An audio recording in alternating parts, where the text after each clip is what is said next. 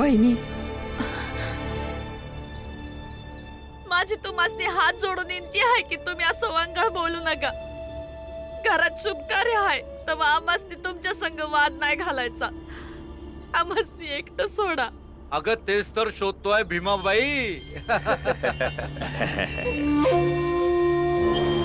कुठे आहे शुभ कार्य? शुभ कार्य असतं तर नवरीचे भाऊ बहीण इथे नाचताना दिसले असते, गाताना दिसले असते. बाजा नसता का वाजवला? पण इथे तर घरातली फक्त अडीचच माणसं आहेत. एक तू, अर्धी नणंद आणि हा बिन कामाचा जावई. मला विश्वास आहे तुम्हासनी ज्या लोकांची कमी खटकते ना ती माझी माणसं नवरदेव येई पतूर हित येतील. तुम्ही त्याची काळजी नका करू.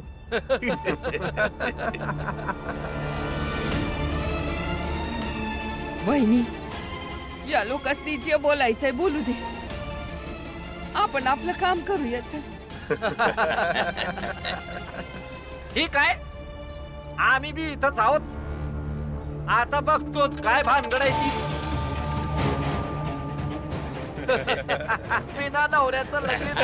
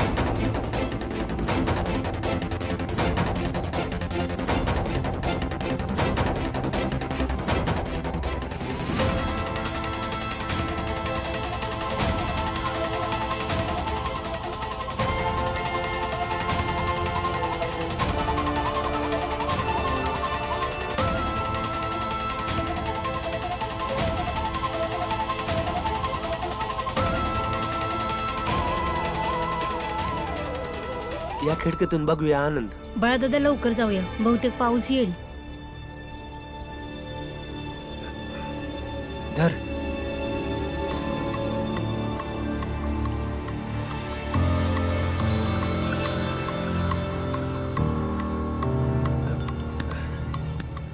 तुम्ही घाबरू नका. आमचं म्हणणं एकदा ऐकून घ्या.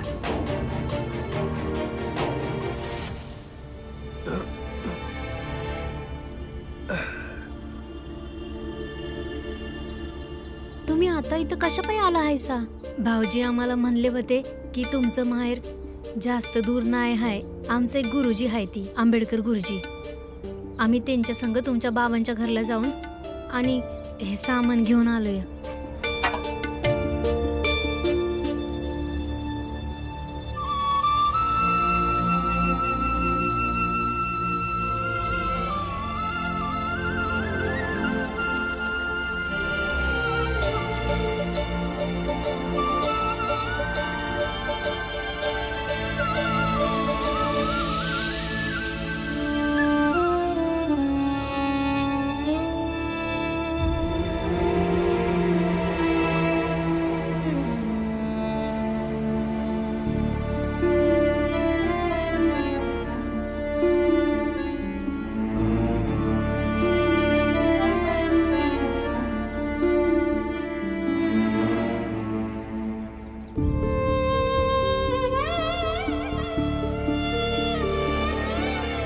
जेव्हा मी शाळेत शिकत होती ना तेव्हा मिळाली होती शाळेत ही मेडल्स आणि ट्रॉफी.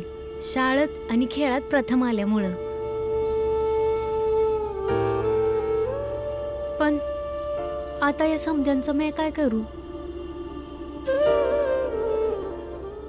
जर त्या वक्ताला मला कोणी साथ दिली असती. जसे तुम्ही शाळेत आणि खेळात हुशार होता तशीच आमची बहीण बी आहे. जसे तुमच्याकडे एवढे ट्रॉफी आणि मेडल आहेत तेवढे आमच्या बहिणीकडे एवढे ट्रॉफी आणि मेडल नाहीये. परती गावच्या अडथळ्या शर्यतीत पोरासनी हरवून पहिली आली होती.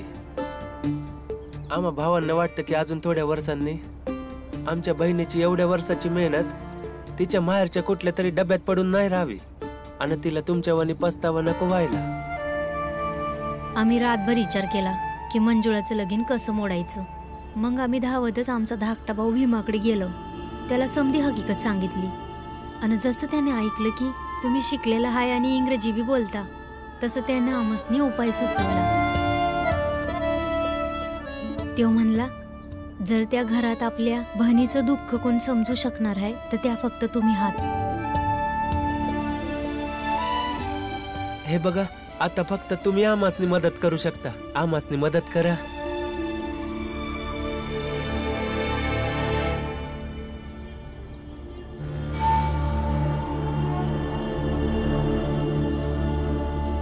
तुम्ही दोघं पुण्यांदा हित आला, लयच धीट आणि आगाव दिसतायचा.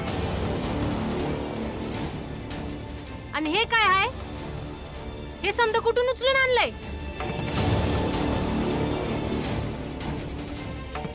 काय आहे हे? अरे म्या काय विचारती, काय आहे हे? ते यांच्या शाळेतली प्रमाणपत्र आहेत. तुम्ही हे लगीन मोडून टाका. आमच्या बहिणीला अजून शिकायचं आहे. तुम्ही दोघं पोपटावानी एकच म्हणणार रेटायलाय. भास्करच्या बाबाजवळ डाळ नाही शिजली म्हणून आमच्या सुनाजवळ अर्ज करायलाय वैर. अरे घरचा मालकच तयार नाही, मग ही तरी कशी तयार होईल? आणि ही प्रमाणपत्र दाखवून आमच्या सुनाला तुम्ही काय फूस लावायला बघताय काय? तुम्ही दोघं बी ध्यान देऊन ऐका. भले हे प्रमाणपत्र हाय, पण पत्रात चूलन मूलच लिवलं हाय. या प्रमाणपत्राची लायकी कचऱ्यापेक्षा जास्त नाही.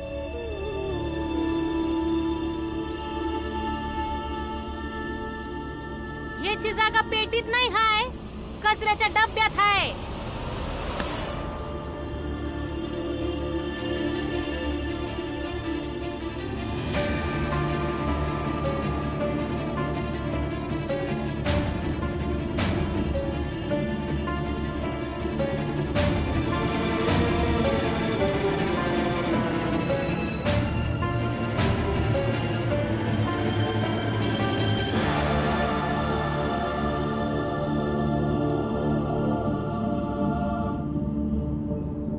नाही आई, तुम्ही मला काय बी म्हणा, पण ह्याला कचरा म्हणू नका. आणि तसं बी तुम्ही ह्याला टाकू नाही शकत. तुमच्या दृष्टीने ह्याचं मूल कचऱ्या समान आहे, पण माझ्यासाठी हे सोन्यासारखं जास्त मौल्यवान आहे. तुला लाज कशी वाटली नाही ग असं बोलायला? जेव्हा तुम्ही हातात प्रमाणपत्र घेऊन एक शब्द बी वाचू शकला नाही, तेव्हा तुम्हासनी तुमच्या शिकलेल्या सुनेचं अजिबात कौतुक नाही वाटलं. मग मला कशा पायी लाज वाटल? मी काय वाईट काम नाही केले की मला लाज वाटल? लाज तर प्रमाणपत्राला कचरा म्हणणाऱ्यांना वाटली पाहिजे. लईच फाजील झाली हायस ग तू. आता लगीन राहून दे बाजूला, आधी तुला वटणीवर आणलं पाहिजे.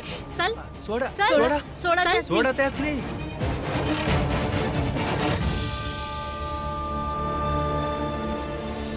जावई बापू, अहो गाडी यायची वेळ तर कवच उलटून गेली.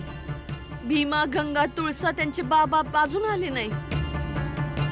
होय तर गाडी यायची वेळ होऊन गेली. येतच असतील ते.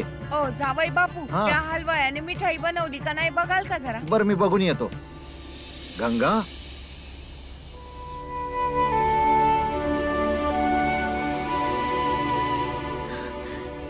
गंगा, गंगा, ताई, गंगा, अगं गंगा आलीस तू?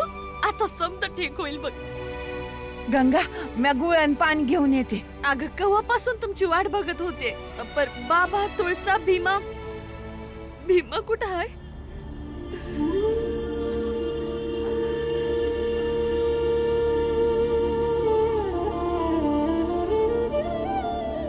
कशा पायी रडतेस?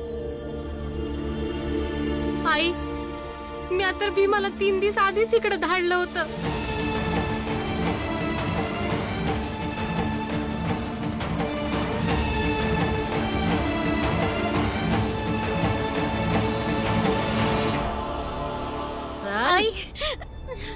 चल, लई मोठ्या गोष्टी बोलायलीस, लई शानपणा शिकवायलीस ना. 4 बुक काही शिकलीस, स्वतःला मोठी बॅरिस्टर समजायला लागली. म्हणती कशी मला लाज वाटायला पाहिजे. अव अव त्यांची काय बी चूक नाही, आम्ही त्यांच्यापाशी आलो होतो.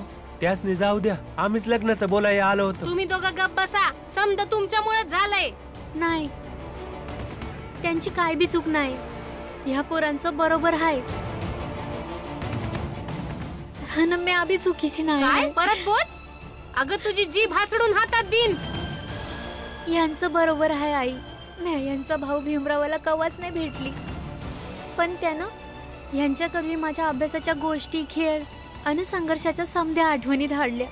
आणि म्हणला, जर म्या ह्यांच्या बहिणीच्या जागी असती तर काय विचार केला असता. आणि मला वाटतंय, जर मी ह्यांच्या बहिणीच्या जागी असते तर मी विचार केला असता हे लगीन नाही झालं पाहिजे. काय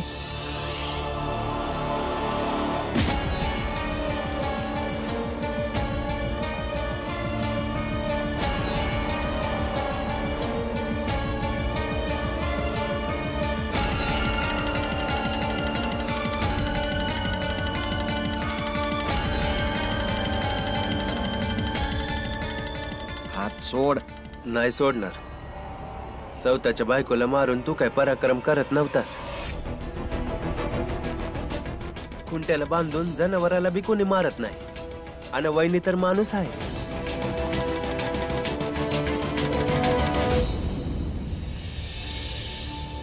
मी यासाठी शाळा शिकली नव्हती की एक दिवस माझी समधी प्रमाणपत्रे एका पेटीत ठेवली जातील.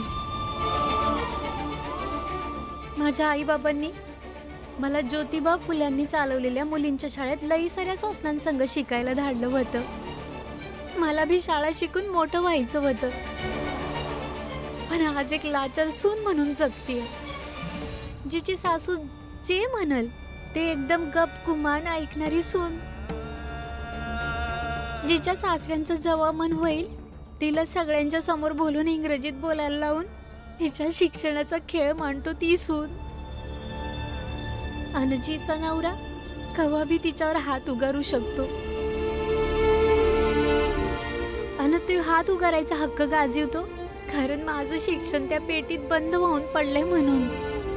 जर आज माझं शिक्षण माझ्या सोबत असतं आणि माझं शिक्षण बी मोठं झालं असतं, इतकं मोठं झालं असतं आणि मला हिंमत दिली असती. शाळेत असताना पोरं लई धाडसी आहे असं म्हणल्या जाणाऱ्या पोरीचं शिक्षणापासून नातं तुटल्यावर ती एक लाचार सून आणि बायको होऊन बसली.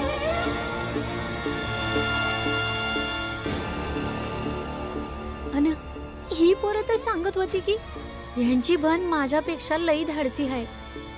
तिनं पोरांच्या बरोबरीनं गावातील अडथळा शर्यत जिंकली आहे. आणि मला ठाव आहे, जर एकदा का तिचं शिक्षण सुटलं तर तिच्या इच्छा बी हळूहळू मरून जातील.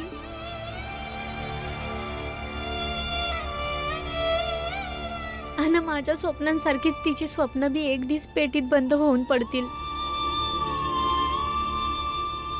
हे बघा, तेव्हा माझं लगीन मोडण्यासाठी खटपट करायला मला ह्यांच्यासारखा कोणी भाऊ नव्हता. पण ह्यांची खटपट चालू आहे तेव्हा मी यांच्या बाजूने आहे आणि तुमच्या विरोधात. मग हे लगीन थांबवाया मी वाटेल ती खटपट करीन. मग तुम्ही माझा जीव का घेईन असा?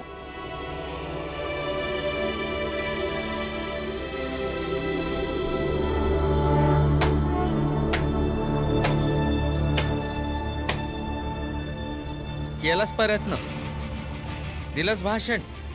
अरे तुला मारून आमासनी काही फायदा नाहीये. तुझी सासूस तुझ्यासाठी खूप आहे. अरे बघतेस काय, पकडीला.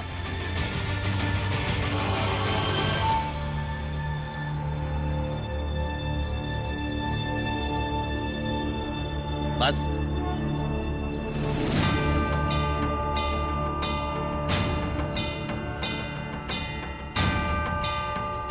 पकड.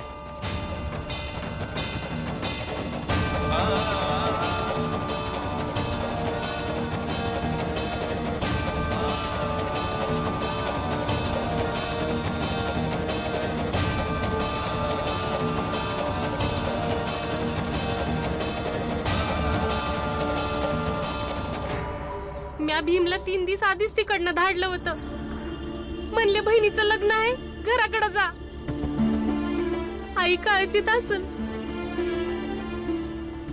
तू मोर हो, मी तुझ्या मागोमाग लग्नाच्या दिवशी तिकडे येईन. तो मला म्हणला बी ठीक आहे जातो ताई. माझ्या सासऱ्यांना सांगून त्याला स्टेशन पातूर बी सोडलं होतं. पर जेव्हा बाबा आलं तेव्हा समजलं की भीम इकडं आलाच नाही. कुणास ठाऊक मला बी फसवून कुठं निघून गेलाय त्यो.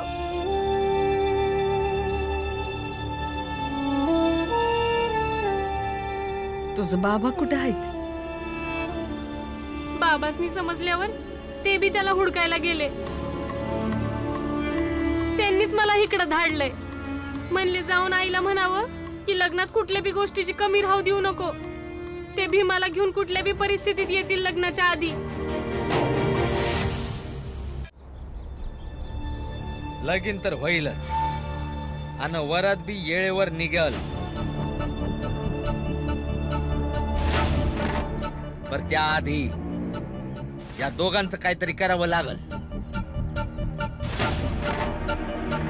त्या बहिणीचे हे 2 दूत कधीही टपकतात. आधीच्या काळात लोकांबरोबर केलं जायचं ना, तेच या दोघांबरोबर करूया.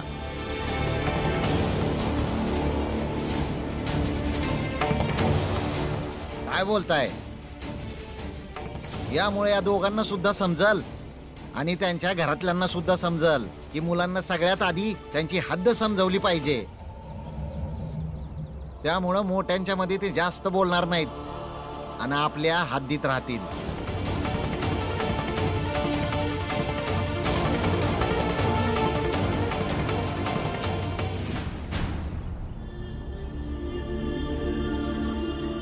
हे खोट्टा एवढं पोरग समद्या घराला नाचवतय. स्वतःच्या बहिणीचा शत्रू झाला, आईच्या विरोधात उभा राहिलायस ना तू.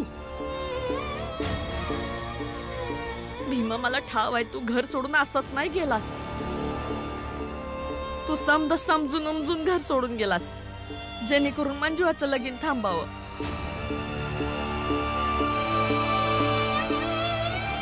स्वतः असं वागतोय तो वागतोय, पर भावासनी बी फूस लावतोय.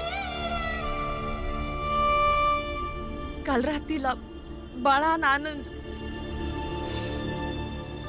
आनंदने जावई बापूसने इथं खाटाला बांधून घरातून निघून गेलं. समदे मिळून त्रास द्यायलाय.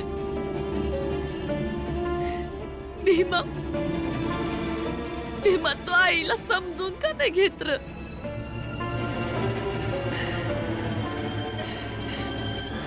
तुझ्या बाबासने बी नाही घावाचा भीमा, कारण तो मुद्दामून गेलाय ना.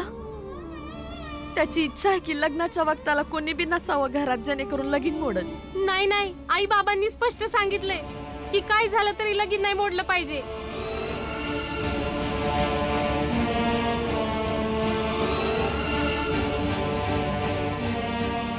वय लगीन तर ठरल्या वक्तालाच वय. बघतेच कोण अडवते ती.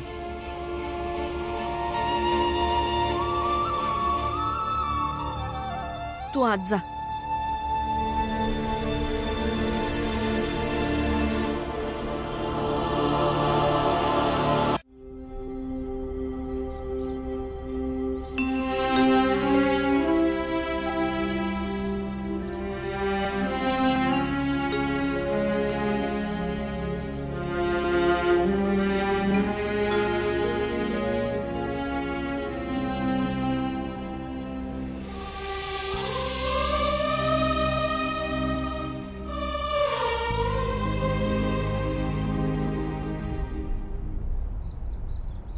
मंजुळा, तुझी बी इच्छा तीच आहे जी भीमाची आहे. माझी किंवा भीमाची इच्छा असून काय उपयोग आहे? पर हे भीमाला समजत नाही ना. होय, म्हणूनच तर समद्या घराला त्रास देतोय तो. आणि तू तुळसाला का नाही आणलं? अगं कसं घेऊन येणार? येताना भीमाला हुडकत आली म्या. तिला घेऊन कुठं म्हणून हिंडली असती. काळजी नको करू, जेव्हा तुझं लगीन होईल तेव्हा तुझ्या सासरी घेऊन येईन तिला, तेव्हा भेट. आत्या, बोल की बाळा. आनंददादा आणि बाळदादाचं काही कळलं का? नाही, काय बी कळलं नाही.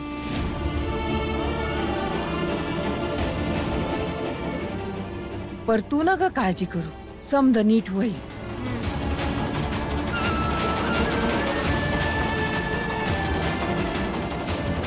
वहिनी बरोबर बोलतीये. हे समदे एक झालेत. तिकडनं भीम गायब आहे आणि इकडनं हे दोघं.